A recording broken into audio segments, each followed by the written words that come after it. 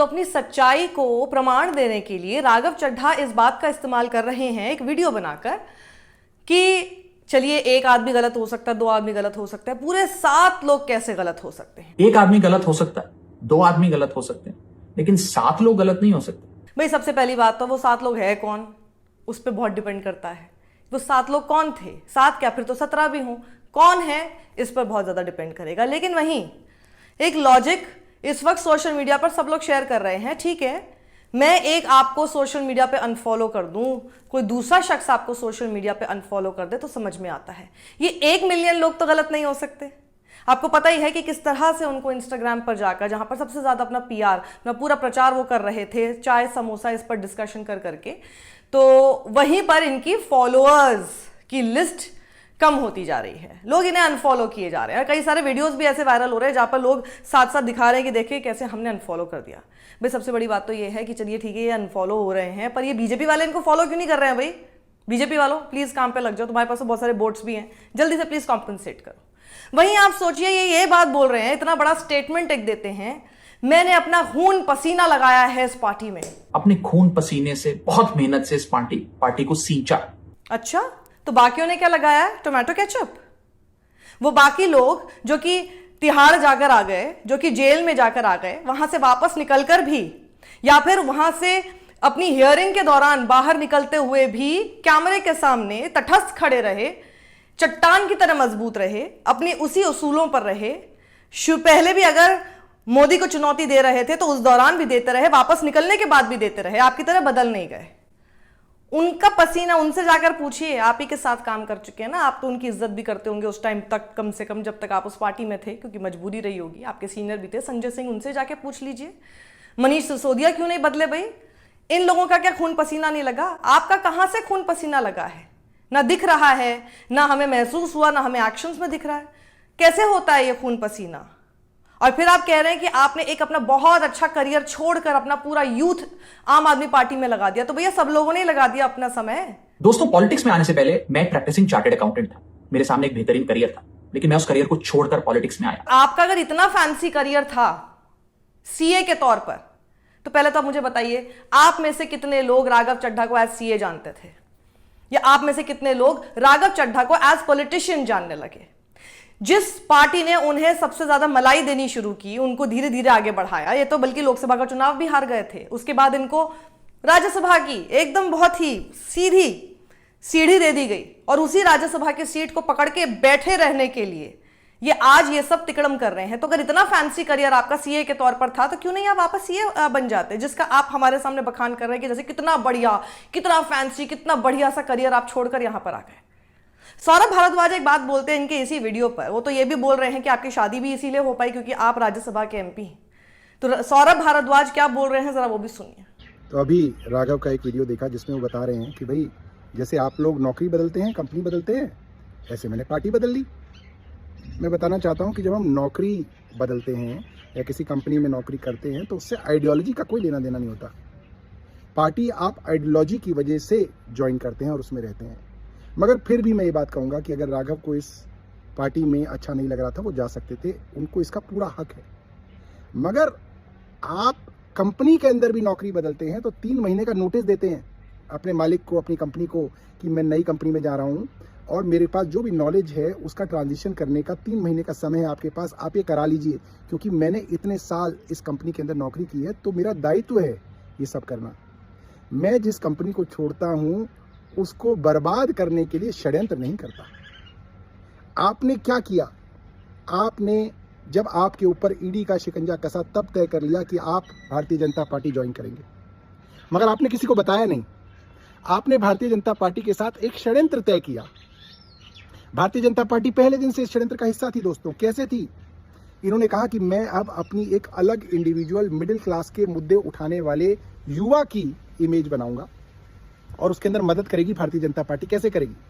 वो सारे मुद्दे जो बीजेपी की सेंट्रल गवर्नमेंट की पाइपलाइन में थे, चाहे वो एयरपोर्ट के ऊपर सस्ता समोसा बेचने का बात हो, चाहे वो ट्राई के द्वारा मोबाइल की जो रिचार्ज है उसके अंदर चेंजेस की बात हो, पैटर्निटी लीव की बात हो, या गिग वर्कर्स के लिए ये जो जोमेटो और स्विगी के वर्कर्स हैं इनके लिए कोई काम हो, तो सेंट्रल गवर्नमेंट द्वारा ये बात शेयर की गई राघव को कि आप इन मुद्दों को उठाओगे तो तुरंत उनके ऊपर काम होगा और आपकी पॉपुलैरिटी बढ़ेगी, आपकी एक न्यूट्रल छवि बनेगी।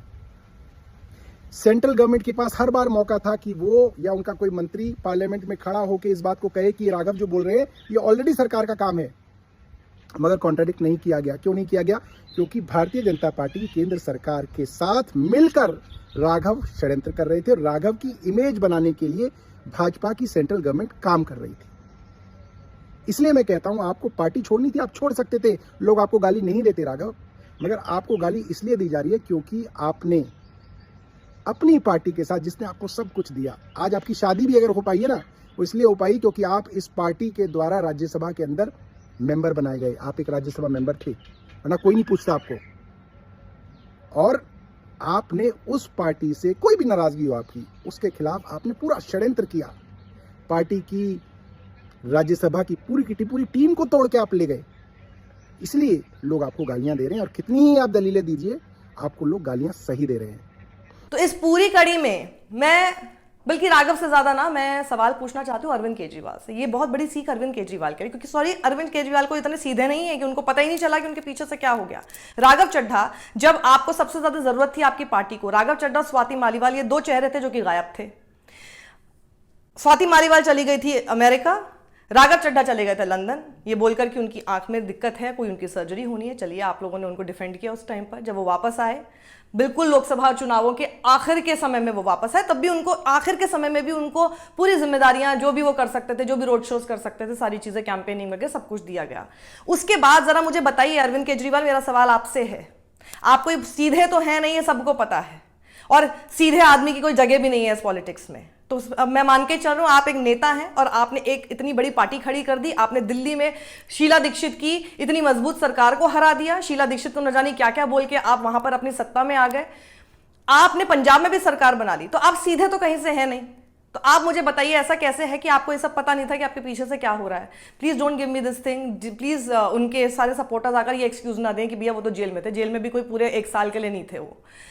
जब उनको, और ऐसा भी नहीं है कि बाकी लोग जेल में थे, सब लोगों को दिख तो रहा था कि क्या है। ऐसी क्या आपकी आंख पर पट्टी बंधी हुई थी, और ऐसा कौन सा आपको इतना प्रेम था राघव चड्ढा से कि उसके बाद आपने एक इतनी इंपॉर्टेंट पोजीशन थी इंडिया अलायंस की, जिसमें इंडिया अलायंस में जो एक नेगोशिएशन करने के लिए जो वार्ताकार होता है, मुख्य किरदार आपने उसका राघव चड्ढा को दिया।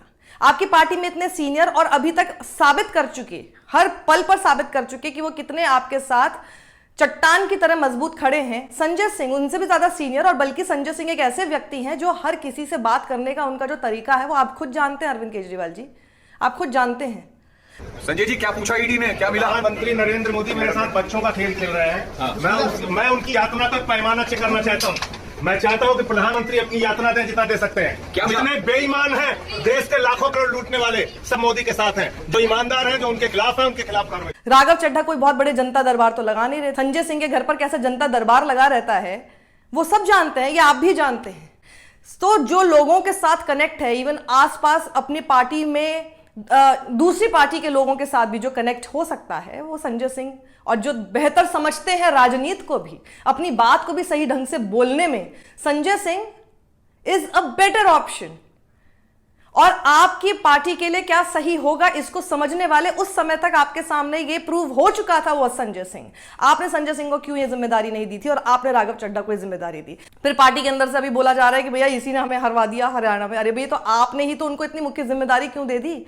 अब आप कह रहे हैं कि ये तभी से भारतीय जनता पार्टी के लिए काम कर रहे थे, क्योंकि पार्टी का यह मानना है कि जब आपको याद होगा कि तब इन लोगों ने 10 सीटें मांगी थी कांग्रेस से। कांग्रेस मान गई थी कि कुछ 5 से 7 सीटें आप लोगों को देंगे, लेकिन ये मानने को बिल्कुल राजी नहीं थे। और जब हार गए तो उसके बाद में राघव चड्ढा कहते हैं कि अगर हमारा गठबंधन हो जाता अगर कांग्रेस के साथ, तो फिर जीत सकते थे और बिल्कुल स्थिति बिल्कुल अलग होती। लेकिन इन्होंने ही तो नहीं होने दिया।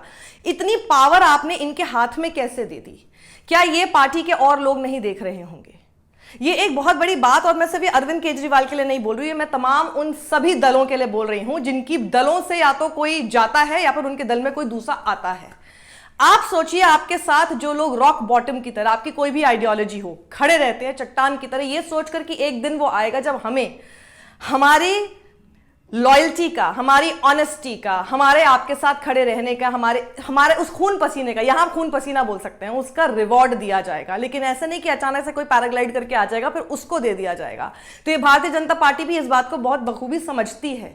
और इसीलिए जब भगवंत मान ने कहा था कि आप देख लीजिए कि भारतीय जनता पार्टी में जितने लोग बाहर से गए हैं उन लोगों का क्या हश्र हुआ, वो इसीलिए क्योंकि वो जानते हैं कि पैराशूट से यहाँ पर लैंड करने वाले लोगों को अगर दे दिए तो अपने ही लोग यहाँ पर नाराज होकर बैठ जाएंगे। और ये होगा क्योंकि जो शुरू से आपके साथ आइडियोलॉजी के तहत जुड़ा हुआ है, भारतीय जनता पार्टी की एक आइडियोलॉजी है, कांग्रेस की एक आइडियोलॉजी है, और हमेशा एक सवाल खड़ा किया जाता था आम आदमी पार्टी की आइडियोलॉजी है क्या।